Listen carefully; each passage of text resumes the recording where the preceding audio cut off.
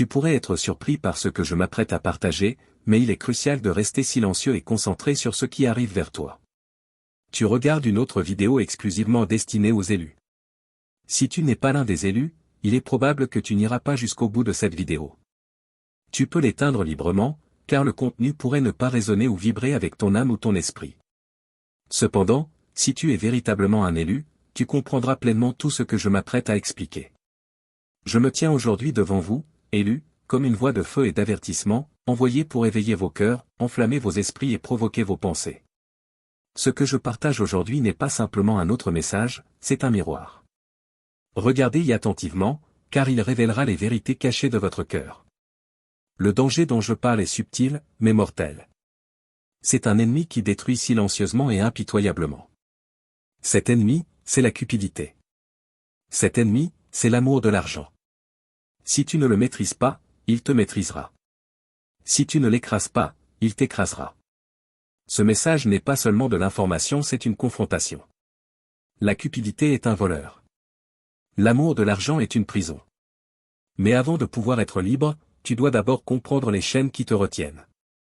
Aujourd'hui, je vais t'emmener dans un voyage pour découvrir les racines de la cupidité, ses dangers, sa nature trompeuse et, enfin, comment la vaincre. Votre foi dans cette mission est un témoignage de votre dévouement à l'œuvre de Dieu, et je vous suis profondément reconnaissant. Vous ne faites pas seulement partie d'une communauté, vous êtes partenaire dans un but divin.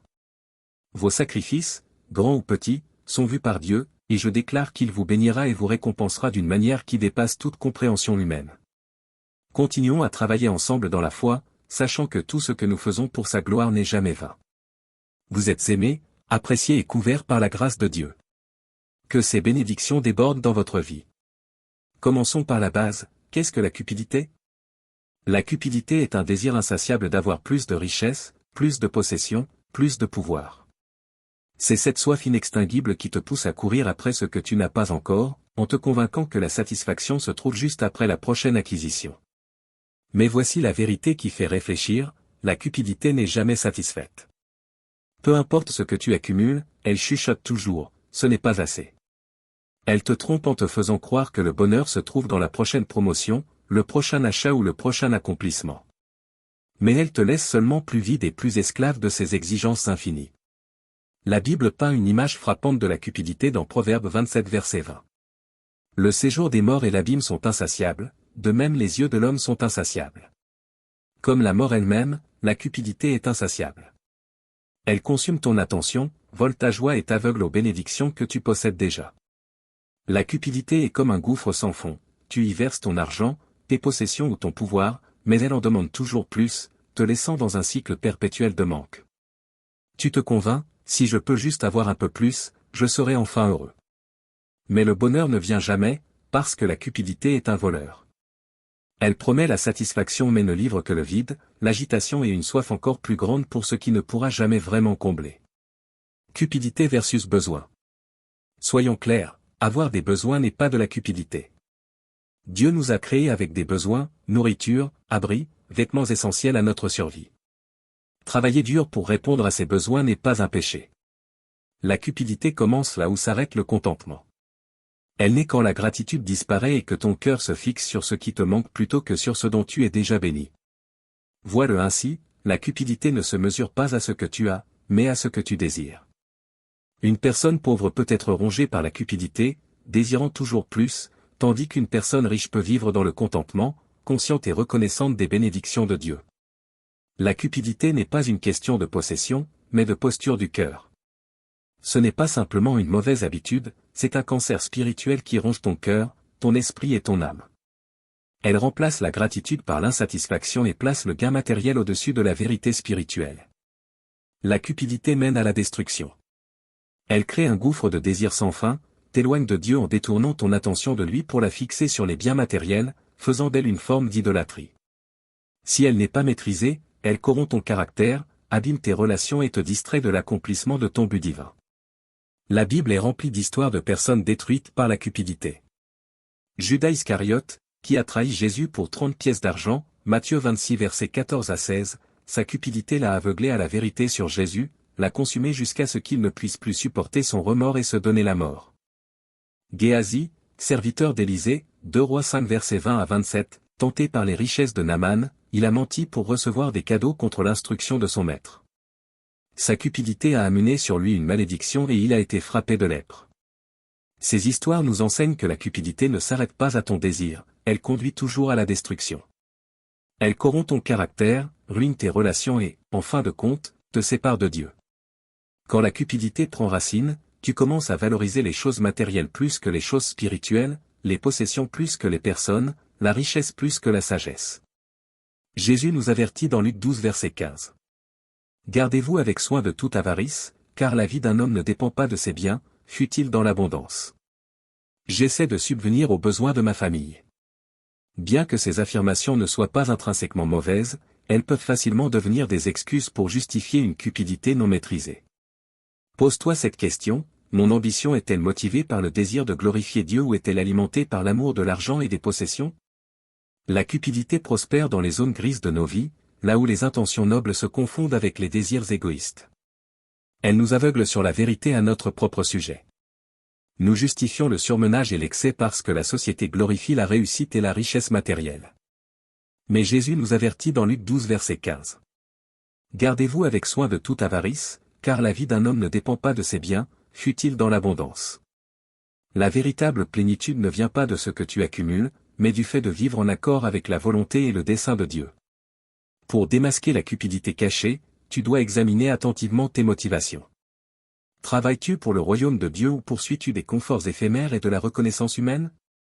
Souviens-toi, la cupidité n'est pas une question de ce que tu possèdes, mais de ce qui contrôle ton cœur. Reste vigilant, car la cupidité non maîtrisée mène à un vide spirituel. Dans Luc 12 versets 16 à 21, Jésus raconte la parabole d'un homme riche dont les terres avaient beaucoup rapporté. Au lieu de partager sa bénédiction ou de remercier Dieu, il décida de construire de plus grands greniers pour stocker sa richesse. Il se dit, « Mon âme, tu as beaucoup de biens en réserve pour de nombreuses années, repose-toi, mange, bois et réjouis-toi. » Mais Dieu lui dit, « Insensé. Cette nuit même ton âme te sera redemandée, et ce que tu as préparé, pour qui cela sera-t-il » L'homme riche ne fut pas condamné pour sa richesse, mais pour sa cupidité. Il avait placé sa confiance dans ses richesses plutôt que dans Dieu. La cupidité est un ennemi puissant, mais pas invincible. Voici des étapes pratiques pour la vaincre. 1. Développe un cœur reconnaissant. La gratitude est l'antidote à la cupidité. Quand tu te concentres sur ce que tu as déjà, tu cesses d'obséder sur ce qui te manque. 1 Thessaloniciens 5 verset 18 dit. Rendez grâce en toutes choses, car c'est à votre égard la volonté de Dieu en Jésus-Christ. Commence un journal de gratitude, chaque jour, écris 3 choses pour lesquelles tu es reconnaissant. Avec le temps, cette pratique déplacera ton regard de la cupidité vers la gratitude. 2. Pratique la générosité. La générosité brise les chaînes de la cupidité. Quand tu donnes librement, tu déclares que l'argent ne te contrôle pas et que ta confiance est en Dieu, non dans les possessions. Elle déplace ton attention de l'accumulation vers la bénédiction des autres, te rappelant que tout ce que tu as est un don de Dieu. Proverbe 11 verset 25 dit. L'âme bienfaisante sera rassasiée, et celui qui arrose sera lui-même arrosé. Donner transforme ton cœur, t'aligne sur le caractère de Dieu et ouvre la porte à ses bénédictions. Un homme avait décidé de donner 10% de ses revenus chaque mois. Au début, c'était difficile, mais avec le temps, il trouva de la joie à donner. Il déclara, « Plus je donnais, moins je m'inquiétais pour l'argent. J'ai compris que Dieu pourvoit toujours. » 3. Fixe ton regard sur les trésors éternels. Jésus rappelle dans Matthieu 6 versets 19 à 21. Ne vous amassez pas des trésors sur la terre, où la teigne et la rouille détruisent, et où les voleurs percent et dérobent, mais amassez-vous des trésors dans le ciel. Cela ne signifie pas que tu ne dois pas épargner ou planifier ton avenir, mais que ton objectif ultime doit être tourné vers ce qui a une valeur éternelle. Ta relation avec Dieu, ton caractère et l'impact que tu as sur les autres. Laisse-moi te lancer ce défi. Chaque décision financière est une décision spirituelle. Que tu gagnes, dépenses ou pardonnes des dettes, demande-toi, est-ce que j'honore Dieu avec mes ressources? Tes choix financiers reflètent les priorités de ton cœur et ta confiance dans la provision de Dieu. Jésus a dit, car là où est ton trésor, là aussi sera ton cœur, Matthieu 6 verset 21. Pense à John Wesley, fondateur du mouvement méthodiste, qui disait. Gagne tout ce que tu peux, épargne tout ce que tu peux, donne tout ce que tu peux. Il ne se contentait pas de prêcher ses paroles, il les vivait. Malgré des revenus importants, il choisit un style de vie simple, donnant la majeure partie de ses biens aux pauvres et à l'œuvre de Dieu. À la fin de sa vie, il avait presque tout donné, laissant un héritage de foi et de générosité. Que son exemple t'inspire à vivre avec des mains ouvertes et un cœur ouvert, faisant confiance à Dieu pour pourvoir et multiplier quand tu donnes. Retiens ceci. La cupidité n'est pas un jeu, c'est une bataille pour ton âme. L'amour de l'argent n'est pas inoffensif, c'est une racine de mal qui peut détruire tout ce qui t'est cher. Regarde dans ton cœur et demande-toi, quel est mon trésor? Si c'est autre chose que Dieu, il faut le confronter et le lui remettre. Cette bataille n'est pas seulement une question de possession, mais de loyauté du cœur. Choisis d'amasser des trésors dans le ciel, où rien ne peut les détruire ou les voler. Ne laisse pas la cupidité t'aveugler. Ne laisse pas l'amour de l'argent t'asservir. Vis avec gratitude, pratique la générosité et fixe ton regard sur les trésors éternels. Souviens-toi, la vie ne se mesure pas à l'abondance de tes biens, mais à la profondeur de ta foi et de ton caractère. Choisis sagement, élu. Que ta vie soit un témoignage de liberté, de but et de dévotion à Dieu. Vis libre, et que ton trésor soit lui seul devant ta majesté et ta miséricorde. Tu es le Créateur des cieux et de la terre. Tu possèdes le bétail sur 1000 collines, et les trésors de l'univers t'appartiennent. Il n'y a personne comme toi, ô Seigneur, saint, souverain et parfait en toutes tes voies. Aujourd'hui, nous venons devant ton trône, désespérés de ta présence, avides de ton feu purificateur, et assoiffés de transformation. Père, nous reconnaissons notre fragilité. Nous confessons avoir laissé l'amour de l'argent et l'esprit de cupidité s'infiltrer dans nos vies, dans nos pensées et dans nos cœurs. Cela nous a aveuglés à ta vérité, volé notre joie et détourné de notre but. Seigneur, pardonne-nous. Pardonne-nous chaque fois que nous avons mis notre confiance dans la richesse plutôt qu'en toi. Pardonne-nous chaque fois que nous nous sommes accrochés à des possessions plutôt qu'à tes promesses. Pardonne-nous, Seigneur, d'avoir accumulé des trésors sur la terre tout en négligeant les trésors du ciel. Père, nous crions à toi pour ta miséricorde. Ne nous laisse pas rester esclaves des désirs trompeurs de ce monde. Brise les chaînes de la cupidité qui enserrent nos cœurs. Abat les idoles que nous avons érigées idoles de l'argent, des possessions et du statut. Seigneur, nous renonçons à chaque mensonge qui nous dit que nous avons besoin de plus pour être satisfaits, que la richesse nous apportera la sécurité, et que les possessions combleront le vide de nos âmes. Toi seul peux nous satisfaire, Dieu. Toi seul peux remplir les désirs les plus profonds de nos cœurs. Seigneur, nous nous souvenons de ta parole, tu nous as avertis par les Écritures que l'amour de l'argent est la racine de toutes sortes de maux. Nous ne voulons plus être piégés par cette racine. Père, arrache-la complètement. Sonde nos cœurs et révèle toute trace de cupidité, toute motivation cachée, toute priorité mal placée.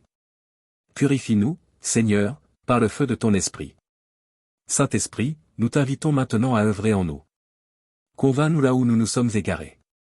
Ouvre nos yeux pour voir le vide qu'il y a à courir après la richesse et la beauté qu'il y a à te poursuivre toi. Apprends-nous à marcher dans le contentement, car ta parole dit en Hébreux 13 verset 5. Ne vous livrez pas à l'amour de l'argent, contentez-vous de ce que vous avez, car Dieu lui-même a dit, je ne te délaisserai point, et je ne t'abandonnerai point. Seigneur, rappelle-nous que tu es plus que suffisant pour nous. Père, donne-nous des cœurs reconnaissants. Apprends-nous à rendre grâce en toutes circonstances, que nous ayons peu ou beaucoup. Fais-nous comme l'apôtre Paul, qui a déclaré en Philippiens 4 verset 12.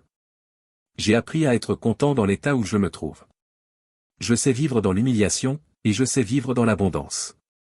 Seigneur, plante ce même contentement profondément en nous. Aide-nous à voir que chaque bénédiction, chaque provision et chaque bonne chose viennent de toi. Seigneur, donne-nous le courage de résister à l'esprit de cupidité. Ce monde nous tente constamment par ses mensonges, affichant sa richesse et son succès devant nos yeux. Mais, Père, nous déclarons aujourd'hui que nous ne nous conformerons pas au siècle présent. Par la puissance de ton esprit, transforme nos pensées. Fixe nos regards sur les choses d'en haut, là où Christ est assis à ta droite. Fais que nous ne vivions plus pour des trésors temporaires, mais pour des trésors éternels. Père, nous prions pour un esprit de générosité. Brise l'emprise de l'égoïsme dans nos vies. Apprends-nous à tenir légèrement aux choses de ce monde, sachant que nous sommes des intendants et non des propriétaires. Ta parole dit en Proverbe 11 versets 24 à 25.